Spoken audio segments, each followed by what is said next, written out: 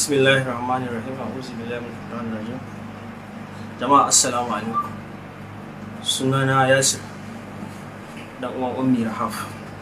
So da Allah jama'a, ina so in yi wasu maganganu ne guda biyu akan cewa na ji ana cewa Adamu da Ummi ta ba don butulci.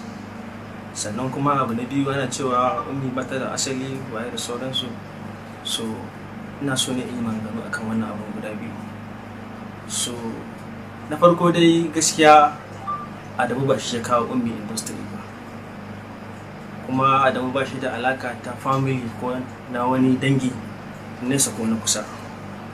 Asali dai sun haɗa a kan ɗan Ummi ne, wanda ta zo ne shi ma ya zo. Dan a lokacin ba zan taɓa mantawa ba, ɗan Ummi ma kamar lokacin da mu tafiya ne, sai ma'azzamu Idi Yari a lokacin ya zo gurinmu ni da yarinyar nan, ya ce da Allah yana so ta masa aikin nan. Dan a lokacin ma tafiya za mu je biki ne. So a lokacin sai Umar Kanu of course Umar Kanu mijin Fati Muhammad shi ne ya ba shi lambar mu, ya zo ya same mu har tasha ya nemi wannan alfarmar. So aka zo fim ɗin Ummi ɗin, a nan muka fara ganin Adamu, ita ma ta fara ganin shi. Dan a lokacin ya yi aiki da yarinyar a fim ɗin Ummi, ya ga masha Allah ta yi acting mai kyau, wanda a lokacin wannan fim ɗin ta fara yi. So bayan an gama aikin dai muka exchange phone number, ya karɓi number ta. So nan a gurin dai wannan shine haɗuwarta da Adamu. Fim ɗin gaskiya na Ma'azzam Idi Yari ne, shine director, da Abdul Ahmad shine producer. A nan suka haɗu. Bayan an gama fim ɗin ne muka exchange phone number. So bayan sati biyu a lokacin sai na ga wayar Adamu ya kira ni, yana ce min yarinya na sun saba da ɗansa Haidar. So da Allah yana bukata in dai tana free, Allah yana bukatar alfarma ta zo gidansa ta ɗan yi hutu. So dan a lokacin ma tana zuwa school, da aka yi hutun ko kamar yadda muka yi alkawari bayan an yi, ni da kaina wani je har Kaduna na kai masa yarinyar nan. So a tun na bata bayan sati biyu a lokacin high low still sai ya dawo da ita gida. So magana kuma akan cewa Ummi ba ta da wai mahaifiya ko mahaifi, to wannan zance gaskiya ba haka bane ba. Hasali ma aka lokacin da Adamu ya shirya za shi Saudiya, ya zo ya karbi lambar wayar mahaifiyar yarinya na. A lokacin ya ce mai sun je Saudiya za su gaisa, na ɗauka na bashi. Suka je Saudiya da shi da Afakan Lawo da Rarara suka je. A lokacin bayan sun je sun ɗanyi aikin su na Umara, sai ya kirawo ta a waya. Dan a lokacin ma ta zo ta same su a saukin su, suka yi magana. A lokacin ma har yake nuna cewa shi yana so ya auri Ummi tun a time din ma. Dan baba a lokacin bayan sun yi magana ma ta kira wani duk ta bayanin abin da ya faru. So gaskiya dai a lokacin ita yarinyar da Adamu kamar irin akwai soyayya, yana ƙaunata a lokacin maganar gaskiya. Saboda ni ma wannan abin na kula da shi sa a lokacin bana iya yin wani misali a tsakanina da su. Kawai na san cewa akwai kauna. A laluhu na ga ya kira wani, ina a lokacin tare da ita, sai yake ce min da Allah Yasir ne. Na ce masa, ya ce min da Allah shi wani aiki da yarinyar nan Ummi, wani aiki da Biba, zai tura min script a Kaduna. Na ce mishi to ba matsala. Lokacin ta yi fina-finai dai kamar guda 5 ne ko 6 ne, irin ta yi na Biba, ta yi Sadakar Yalla, ta yi Watan Wata Raya, irin su Gudan Jini. So a lokacin wannan fina-finan su ne wanda ta yi. So a lokacin fina-finan da yake duk ba su fito ba. So sai a lokacin Adamu bayan ta dawo hutu ya ƙara neman, an kwana biyu dai haka dai, irin wata uku dai. A lokacin sai ya ƙara neman da Allah yarinya za ta zo gidansa ta ƙara yin hutun makaranta idan an yi, saboda dai ɗansa. So ta yi wannan, ya nemi wannan alfarma. So da aka yi hutun makaranta dai still na ƙara ɗaukan yarinya nan na kai ta har gidansa. Dan lokacin ma da na kai ta ma bayan nan kawai sai na bata, muka yi waya da shi, sai na tafiya ta wurin matansa. So bayan na dawo Kano, ta ɗan kwana biyu a can. so sai ya samu labari ya rabu da matansa, an dauki yarinya kai ta gurin mahaifiyarsa tana zaune a gurinta. So bayan a lokacin ni kuma ina can family ina ta shan tambayoyi na ummi na lokacin ban samu time bane na dawo na dauke ta na ce amma in sha Allah zan zo dauko ta. Dan a lokacin akwai yayana ma shi bai ma samu labarin ummi tana wani film ba, ni ban dauki film komai ba, na dauka da mun film ni a guri na sana'a ce, business ne shi take yi. To yana yazo shi yarinyar nan ashe film ta fara yi ya ga film ummi na ya fito, dan ni kuma ga masa ban yi ba a lokacin, saboda a lokacin muna tare da ita yarinyar ummi da. So yayin nawa da yazo ya fara gaggiyar maganganun sarransa, to amma a lokacin ka san ita rashin fahimta. Daga baya kuma da ya fahimce ni sai kuma yake tunanin cewa a dagatar gaba daya. Kawai a lokacin da man tafi na finai da yawa duk su fito bane ba, sun ci gaba da fitowa daya bayan daya, sai yake ganin cewa kamar ba a daina bane ana yi. Sai ya dauke ni ya kai ni kara wurin yan hizba. A lokacin ma kai ba ma ni kai ba ma yarinya ya fara kaiwa. So daga nan sai yayan na kai ni hizba. A lokacin aka rufe ni, dan gaskiya a hizban nan ba laifi na sha wahala, dan har aski suka yi min suka dake ni sosai. Daga karshe shi yayan na ma haka din ya ga dai ban yi laushi ba, kes din ya dauke shi ya kai shi NAFTIC kamar human right. Aka je can ma dai suka kulle ni, akalla na kai kamar sati 3 a kulle. So a lokacin ita ma yarinyar tana hannunsu, kuma sun yi invited dan Adamu ya zo da Umar Kanu da su Fatima Ahmed, amma dai duk ba wai sun zo bane saboda an kira su akan wani abu wanda ya taɓa mutuncin su ko waye, kawai dai ana so a dan tambaye su ne issues na game da ita yarinyar nan. So a lokacin dai sati na 3 ta kuma yarinyar ta kai ma wata a hannunsu, don ba zan taɓa mantawa ba da suka kira Adamu ya zo su NAFTIC din suke kokarin nuna wa yarinyar ma irin kamar ai ana ce musu ai ba ta da wani gata ko waye, suke so lallai sai sun damka yarinyar a hannun Adamu ta ci gaba da zama. Aka kirawo mamana, aka kirawo Adamu. Lokacin ni ba na ma gurin saboda lokacin ban yi aure ba. Aka tambayi yarinya ke goma ake zauna, yarinya ta ce ita za su zauna a gurin Yasir saboda Yasir tare aka san mu da ita tun tana karama. Ni na yi ɗawainiya da yarinyar nan, na kai ta makaranta boko, na kai ta islamiyya, duk wani irin kamar rashin lafiya asibiti din ni ne dai tun a time din ma, tun ma kafin ta fara har ma ta zo ta fara har ma yanzu. So ni abin da nake so in fahimtar da mutane, maganar gaskiya Adamu ba shi da alaka da yarinya, ko ta nesa ko ta kusa. Bayan hukuma sun ba mu dokoki, so a lokacin yarinyar ta bace a industry, ni ma na bace. To gaskiya a wannan shekara 7 ni gaskiya ban san wani abu da Adamu ya tura wa yarinyar nan ba, ko kuma ni ya tura mu ya ce in bata. Bai san ɗawainiyarta ba, bai san cinta ba, bai san shanta ba, bai san suturarta ba ko rashin lafiya da sauran wasu abubuwa na cikin rayuwarta. So a wannan shekarun irin an shiga shekara na 8, Adamu ya kirawo ni a waya, yake ce min da Allah yarinyar nan yana so zai yi wani aiki da ita, fim ɗin ya yi reserve da ummi. To a lokacin ummi bata kai wanda ya ci gaskiya, sai na ce gaskiya ka yi haƙuri, dan ni bana ma iya kira sunan shi saboda ina ganin mutuncinsa, ko in ce masa prince ko in ce masa yallaɓai, abinda nake gaya masa kenan a lokacin. Sai na ce ka yi haƙuri, na san ummi yau ni ba abin da zan iya akan wannan abu saboda bata kai wanda ya ci ba. Na san ta kai wanda ya ci, ko in barta ko bana, ko kuma ka in barta ko bana raye, na san in ta yi sha'awa za ta iya yi. So na ba shi haƙuri dai a lokacin, ya ce min to ba matsala. So bayan kuma ha'ilau an ƙara shekara 1 ne, sai Adamu ya kira ni akan maganar ummi still, akan ummi in bata da manema shi ina so zai aure ta. A lokacin ba zan manta ba, ina Katsina, kira da waya muka yi magana da shi. fahimta.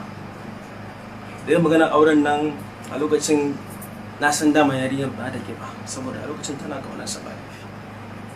Sai na kirawo Umar Kano da ke ce masa kaji ga abin da Adam ya ce. Sai ya ce in da gaske ne ai daman hakan ya fi, tunda aure shine mutunci ya mace. Sai na ce masa ni ma dai abin da nake so kenan, saboda na fi son ummi ma ta yi aure a kafin ɗin nan wallahi. Sai ya ce min ba matsala, ka tabbatar da hakan. Muka ƙara magana da Adamu dai muna ta waya dai akai akan maganar auren yarinyar. Har na zo gida ma nake cewa ummi kin ji ta ce min wallahi yaya ba matsala.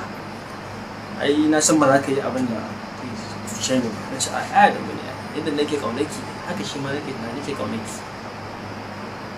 To lokacin yake ce min idan za a yi aure, in zai aure yarinyar nan ya baya buƙatar a yi fati ko a yi wani dina. Na ce to ai wannan daman duk ba shi ne aure ba.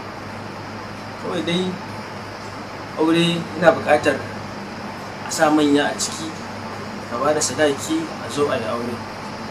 Sai yake ce min ba matsala, sai yake ce min mamansa za ta zo Kano. In ta zo Kano ummi za ta je, za su gaisa, za kuma su yi wasu maganganu wanda ni a lokacin ma ban san me suka yi ba. So lokacin mai still ina Katsina, sai ummi na kirawo maman ma a waya. Lokacin ma ba waya a hannun ummi, na kira maman ma a waya na ce ta bani ummi, ta bani ita. Na gaya mata kin ji za ki je can gurin mahaifiyar Adamu, amma kake je kadai, ki dauki Hafsa yayanki sai ku je tare. So sai ta dauki Hafsa suka tafi. Bayan sun je ban san dai me suka tattauna ba. Bayan sun dawo an ƙara waya da shi, yake ce min ai ta je sun gaisa da mama. So da Allah yana buƙatar a yi abin nan a sa rana. Kan ce mai ba matsala, ai kai abin yana wurinka, saboda na san cewa ba za ka tushe yarinyar nan ba, kuma yana muku fatan alkhairi. So ni dai a lokacin Adamu mun gama magana da shi akan cewa zai turo manyansa, dan har manya na ma na gaya wa ni makaina wanda suke matsayin iyaye a gurin mu, daga ni har yarinya. Na lokacin dan a time din ba zan iya karɓar manyansa ba a lokacin. Ni na gaya mahaifina da mahaifiyata suka ce ba matsala, Allah ya kawo su. Maganar mu ta ƙarshe kenan akan zai turo manyansa.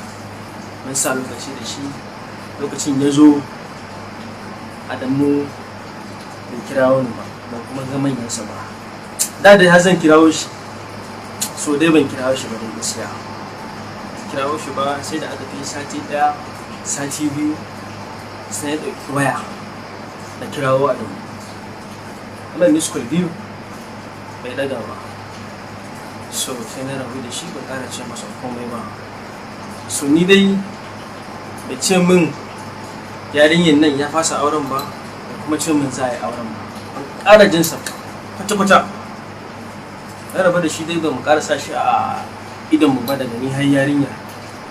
So bayan kamar shekara ɗaya still sai Adamu ya ƙara kira na a waya. Dan ban taɓa wancewa ma yarinyar ta tafi biki Guma, ita da family ana biki a can. Ya kira wani zai wani aiki farin wata da sauransu, waye ɗan ummi tana bukata. Bayan mun yi wancan magana da shi fa, sai ni a tunanina kamar ina ganin cewa misali sai an yi aikin za su yi auren ko ya ne, ni ban sani ba. Kawai dai ya kira ta labarin farin wata. Lokacin sai na yi accepting, na ce masa ba matsala, tunda yanzu ummi ta kai wanda daman tana mun magana ma ita daman tana so ta koma university, kuma na mata accepting, na mata alƙawarin sa da kuma tunda ba wani wanda zai mata jagora in ba ni ba, sai kuma Allah ne zai mata jagora ba ni ba, Allah ne zai mata jagora. So ummi sun je sun yi aikin farin wata, dan kafin ma su yi sai da muka karɓi form na kamfaninsa, muka je nan sanso na Kano, ni na yi signing. Muka je sanso na can NTA ma, can ma aka kawo ni na yi signing. Komai ni na zai sa hannu akan aikin wanda ta yi na farin wata. Ta je ta yi aikin farin wata, aka ɗauke ta satin ta biyu a can ana aikin. so bayan ta gama aiki ni dai ta bugo min waya ga tana hanya ta dawo bayan sati biyu kenan ta dawo da kudin aiki naira 35,000 ta zo min da su gida ta ce min wai gashi nan da abin da ya samu na aikin ta 15,000 na aikin farin wata wanda a gamme bata ta ce min kuma 20,000 gashi nan akwai wani ko yaransa ne wani sammani wanda kwanaki ma hotunan suka ta yawo da yarinya ana cewa ta yi aure akan daman ba aure bane hoto da na fasta da waka da suka yi. So wannan kudin wakan ne shi yaron ya biyo ta hannun Adamu ya karbi 20,000 akan wannan wakar da za a yi guda biyu ya ba wa yarinya su ne kudi 35,000 na lokacin ma kudin ma ta dauka barje kasuwar Ibo Road ne ta so kayayyaki wanda za su yi wakar tare dan ko kangala ma a kudin bayariyan ma wata gora ba. So ni dai abinda nake so in nuna wa mutane da ake ta kalma guda daya akan yarinyar nan butulci to ni dai a iya tunani na ban ga wani abin butulci a nan ba. Ana ta maganar butulci so ni gaskiya wannan abin ya taba ni sosai, ya taba min zuciyata saboda ni a iya tunani na a cikin shekara 13 nan yarinyar take rayuwa tare da ni da ita bai san cinta ba, bai san shanta ba, bai san suturarta ba, bai san rashin lafiyar ta ba, bai san komai nata ba. So dan Allah jama'a a iya ni tunani na tsakanin shi da yarinyar nan waye wanda butulci, saboda ni a iya tunani na wallahi ban taba tunanin zan fito ma ni in yi magana ba. Saboda ni har yanzu mutumin nan a zuciyata da sauran mutuncinsa, ita kanta yarinya ita ma haka. To saboda haka ni abin da yasa na fito yin magana, na ji mutane ne kala suna ta cewa yarinyar nan wai butulce abubuwan sun taba ni sosai gaskiya da farkon wallahi. To saboda haka dan Allah abin da nake so mutane ku fahimta a iya wannan labarin da na bada tsakanin Adamu da yarinyar nan, dan Allah wai wani butulci. Shin Adamu ne yau ummi butulci ko kuma ummi ce wata wa Adamu butulci? Kuma take magana tona asiri ya ta wani tona Adamu asiri ba akan wani abu bane ba, akan wannan maganar auren ne da yace zai aure ta kuma abin da Allah bai yi ba. Sannan kuma baya so ta kula kowa, wannan magana da yake cewa wai ai ki ya ce mutum a matsayinsa in yana matsayin kamfaninsa idan ya ce yayi nan shi baya so ya ga yana yin wani guri. So duk mutumin da a rayuwa kana kyautata masa ba zai guje ka ba.